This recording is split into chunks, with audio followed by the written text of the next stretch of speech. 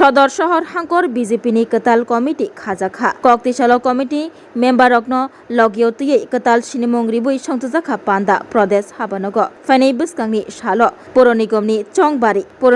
चंबारि रक्साबै कताल committee बबाहायके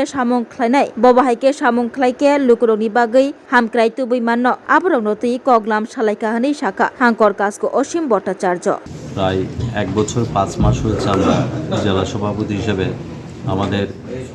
Tripura রাজ্যের সাংগঠনিক 10টা জেলা রয়েছে। তো সেই সাংগঠনিক নির্বাচনে জেলা সভাপতি নির্বাচিত হওয়ার পর গত 2 দিন আগে আমাদের ত্রিপুরা রাজ্যে যতগুলি সাংগঠনিক জেলা রয়েছে 10টি সাংগঠনিক জেলা, সেই সাংগঠনিক জেলার পূর্ণাঙ্গ জেলা কমিটি ঘোষণা হয়েছে। তো আজকে আমাদের সদর শহর জেলার পূর্ণাঙ্গ জেলা কমিটিকে নিয়ে আজকে পরিচিতি পর্বের এই বৈঠক, সকলের সঙ্গে সকলে পরিচিত হওয়ার জন্য আমরা আজকে জায়গায় সমবেত হয়েছি। আগামী দিন এই সদর শহর জেলার সংগঠনকে আরও বেশি সুদৃঢ় করার জন্য পার্টি আজকে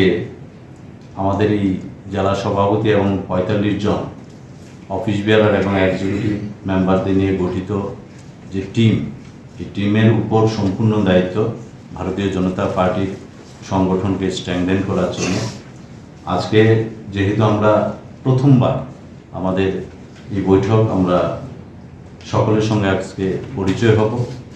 সকলের মুখের থেকে 2-3 মিনিট আমরা কথা শুনব এবং আজকে থেকেই আমাদের সাংগঠনিক যে কাজ, আমরা সবার শেষে আমরা একটা সাংগঠনিক কাজ 1 সপ্তাহ ব্যাপী একটা সাংগঠনিক কাজ আমরা ঘোষণা করব।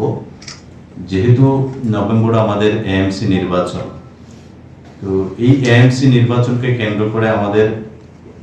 প্রত্যেকটা ওয়ার্ডকে জেতানোর জন্য আমরা কিভাবে আমাদের সাংগঠনিক পরিকল্পনা আমাদের মাইক্রো লেভেল পর্যন্ত আমরা করব, সেই বিষয়ে আমরা আমাদের নিজেদের মধ্যে আমরা আলোচনা করব এবং আমাদের যারা অফিস বেয়ারার আছেন এবং যারা এক্সিকিউটিভ মেম্বার আছেন, দায়িত্ব পার্টি সবাইকে দিয়েছে এবং যেহেতু টিম হিসেবে অফিস বেয়ারার নির্বাচন করা হবে, সেই নির্বাচিত অফিস বেয়াররা কাজ করবে। কিন্তু আমরা টোটালি আমরা সদর শহর জেলা আমরা পুরো টিম আমরা সংঘবদ্ধভাবে কাজ করব এবং আমাদের এই শহরে যে বিধানসভাগুলি রয়েছে 7টা বিধানসভা, সেই 7টা বিধানসভা আগামী 2028 সালে আমরা এই 7টা বিধানসভায় আমরা জয়যুক্ত হওয়ার জন্য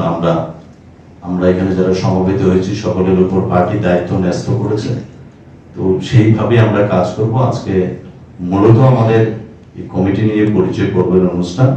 সেই পরিচয় পর্বে আজকে আমরা সকলের সঙ্গে আমরা পরিচয় হয়েছি, আমাদের কিছু আলোচনা আছে এবং সাংগঠনিক একটা কর্মসূচি আমরা ঘোষণা করব। সেই হিসাবে আমরা আজকে সমবেত হয়েছি এখানে।